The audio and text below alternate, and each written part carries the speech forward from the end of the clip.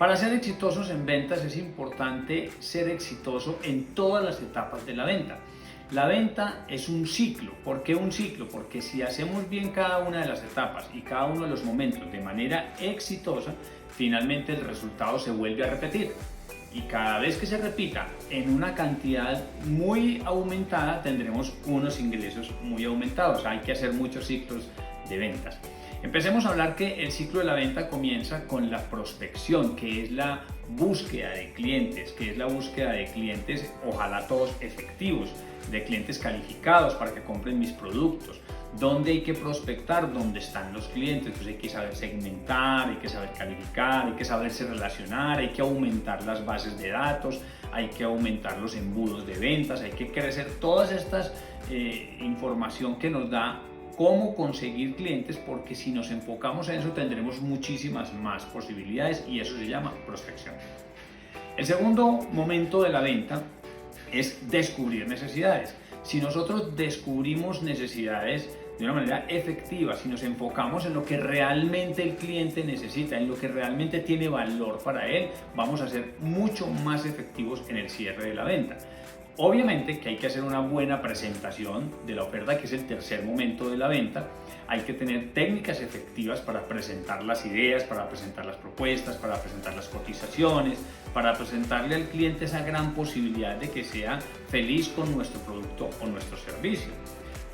Lógicamente van a aparecer las objeciones, los clientes no siempre van a decir sí, a pesar de una buena presentación, a pesar de ser un buen prospecto, a pesar de haberle descubierto su necesidad.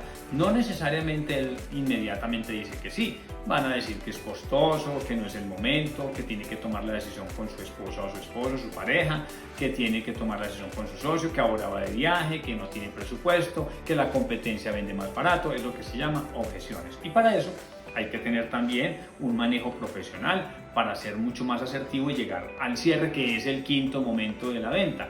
Es el quinto en tema de proceso cíclico, sin embargo, veremos que es mucho más fuerte el cierre en el momento en el que yo me contacto con el cliente, en los primeros segundos de contacto con mi cliente. Ahí se hace fuerte la posibilidad de llegar al cierre. En todo caso, secuencialmente es el quinto momento de la venta y yo le he querido llamar cierre porque es el momento de cerrar la boca para no hablar más con el cliente, para no decirle más argumentos, porque ya hemos hecho bien la prospección, hemos hecho bien el descubrir su necesidad, le hemos hecho una buena presentación, manejamos profesionalmente las objeciones y llegamos al momento del cierre.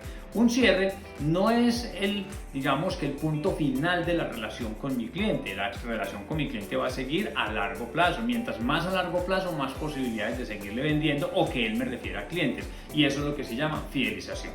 Fidelización, que es el sexto paso, o no digamos paso, sino el momento exitoso de la venta, consiste en hacer que el cliente me siga comprando, que aumente su cuota de compra o que me refiera más clientes. Y eso solo se logra con un buen seguimiento, con un acompañamiento y con técnicas de mejoramiento en la relación con mi cliente. Entonces, de esos 6 momentos, enfoquémonos ahora en el segundo momento, que es descubrir necesidades. ¿Por qué es tan importante descubrir las necesidades? Porque no hay nada mejor que a un cliente le vendan algo que él realmente necesita. Es muy común, en la época antigua era muy común el vendedor que arrollaba y apabullaba al cliente, mostrándole la impetuosa necesidad de que le comprara, la necesidad del vendedor.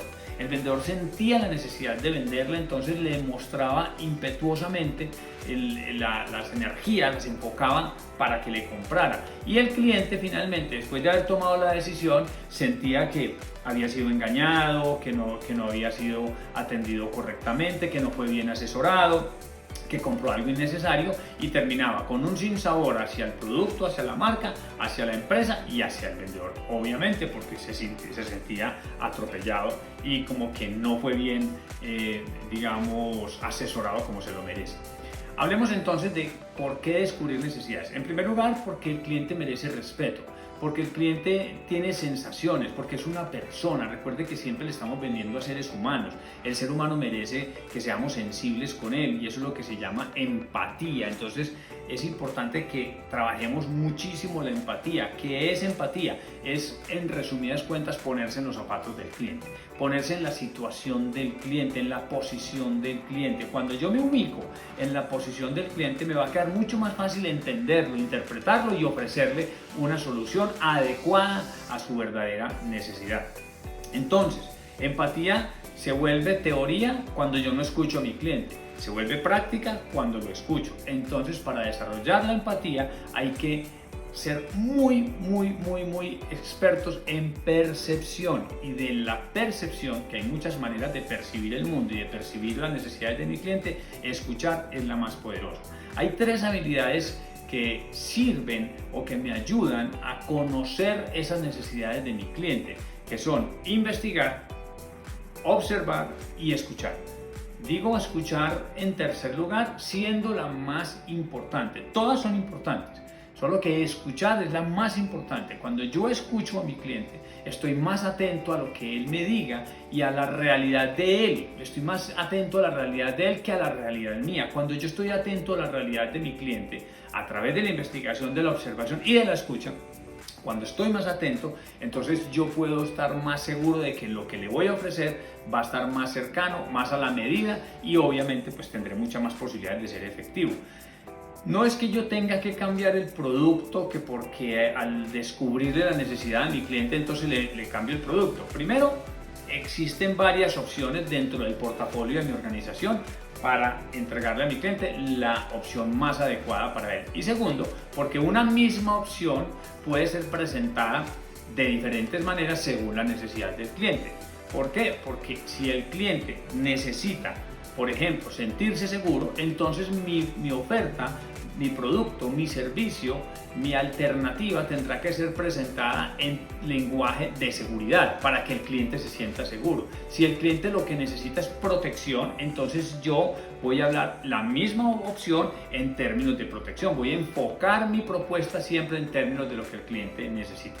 Puede sonar un poco acomodado, sin embargo, si es así, es acomodar la propuesta a lo que el cliente quiere escuchar, a lo que él quiere sentir, a lo que él quiere percibir, y darle gusto en ese sentido. ¿Cuántas propuestas se pierden por no sabérsela presentar de acuerdo con lo que el cliente quiere escuchar?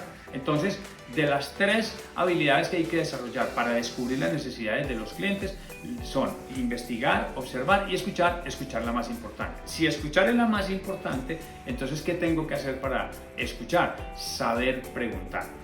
El mejor vendedor no es el que más habla, sino el que mejor pregunta, el que mejor escucha. Hoy por hoy, los clientes se sienten mejor asesorados por aquellos vendedores que hablan menos pero que escuchan más.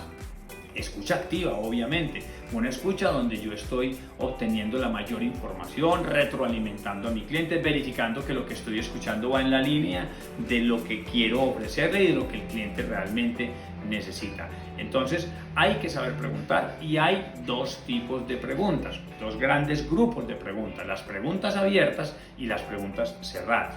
Las preguntas abiertas sirven para investigar necesidades amplias de mi cliente. Las preguntas abiertas sirven para que el cliente cuente muchas cosas que yo necesito ir tomando nota y que yo necesito recopilar para poderlo asesorar mejor. Se llaman preguntas abiertas. Se llaman abiertas porque son de libre versión, porque no son de un sí y un no, sino que yo le pregunto al cliente, por ejemplo, cuál es su opinión sobre la seguridad social, cuál es su opinión sobre los productos de medicina prepagada, por ejemplo, cuál es su opinión sobre la salud, sobre el cuidado de la salud. Esas respuestas posibles son abiertas. La pregunta fue abierta, entonces la respuesta será abierta. El otro grupo de preguntas son las preguntas cerradas, que son preguntas que sirven para concretar y especificar temas, para ir puntualizando, para ir llevando al cliente a que tome una decisión después de haberle hecho preguntas abiertas. Entonces yo le voy mostrando opciones. Por eso se llaman cerradas, porque ya no permite opiniones abiertas, sino que se le da una elección por opciones. Me explico. Si se le pregunta al cliente, ¿le parece bien el plan A o le parece bien el plan B? Por lo que yo entiendo, usted lo que necesita es estos planes, y me parece que el plan A es el que le conviene más a usted. ¿Está de acuerdo? ¿Sí o no? Eso no da sino posibilidades de un sí o de un no. ¿Le parece que nos veamos el viernes o le parece que nos veamos el sábado? Son preguntas cerradas que van concretando decisiones. Entonces repasemos.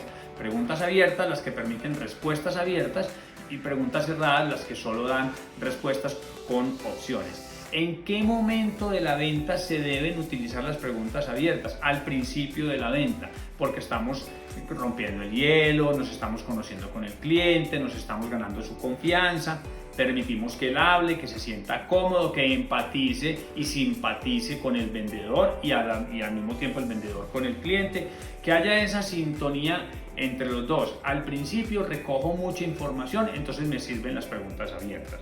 Cuando voy finalizando el proceso de la venta, entonces ya empezamos a hacer preguntas cerradas. Quiero hacer esta recomendación: nunca hacer más de 2 preguntas cerradas seguidas, porque se vuelve interrogatorio. A los clientes les gusta que les pregunten, más no que los interroguen, que no se vuelva un cuestionario. Entonces, hacemos 2 preguntas cerradas seguidas y una abierta. Al final de la venta solo debo hacer un par de preguntas, y mucho 3 de preguntas cerradas, e ir concretando ya digamos, el acuerdo o los convenios con mi cliente, el contrato, como se dice. Esto es para lo que sirven las preguntas abiertas y las preguntas cerradas. Es, como dije, importante que el vendedor se vuelva experto en preguntar, y hay algo que hace que el vendedor se vuelva experto, y es conocer las emociones del cliente. Cuando un vendedor conoce las emociones del cliente, entonces sabe hacer preguntas emocionales. ¿Qué son preguntas emocionales? Son preguntas que conducen generalmente con un sí. Jamás preguntarle a un cliente con el no dentro de la pregunta. Por ejemplo, ¿y por qué no esta opción? ¿Y por qué no pensamos en esto? ¿Y por qué no hacemos aquello? Jamás preguntar con el no, siempre preguntar por el como sí. ¿Cómo le gustaría entonces que usted sea más feliz? ¿Con esta opción o con esta opción? ¿Le gustaría que sus hijos crecieran sanos y fuertes? ¿Le gustaría que sus hijos estuvieran más seguros en temas de salud?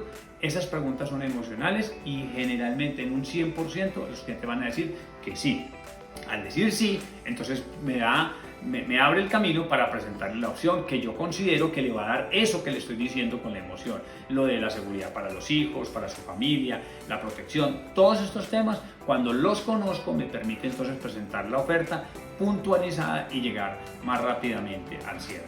Entonces, resumiendo, descubrir necesidades me permite estar más cerca del cliente, estar más cerca a sus emociones, saber qué es lo que quiere y darle eso que quiere, y llegar más rápidamente al cierre. Para lograrlo tengo que ser muy perceptivo y tengo que investigar, observar y escuchar. ¿Qué es investigar? Investigar es recoger información previa cuando yo voy a visitar a un cliente. ¿Previa de qué? Del mercado, del Estado, de las políticas del gobierno, de las políticas comerciales, de la empresa, sobre la situación del cliente. Mientras más información sepa antes de llegar a visitar a mi cliente, mucho más segura y efectiva va a ser la reunión. Además de que el cliente me va a sentir seguro, me va a sentir con propiedad. Eso a mí me ha pasado mucho, que cuando yo dicto entrenamientos de ventas, me ha pasado que los clientes creen que yo trabajé en la compañía, y dicen porque sé mucha información, y sé información porque yo me documento antes de ir a dar una charla. Lo mismo con una venta, hay que documentarse para que el cliente se sienta seguro que quien lo está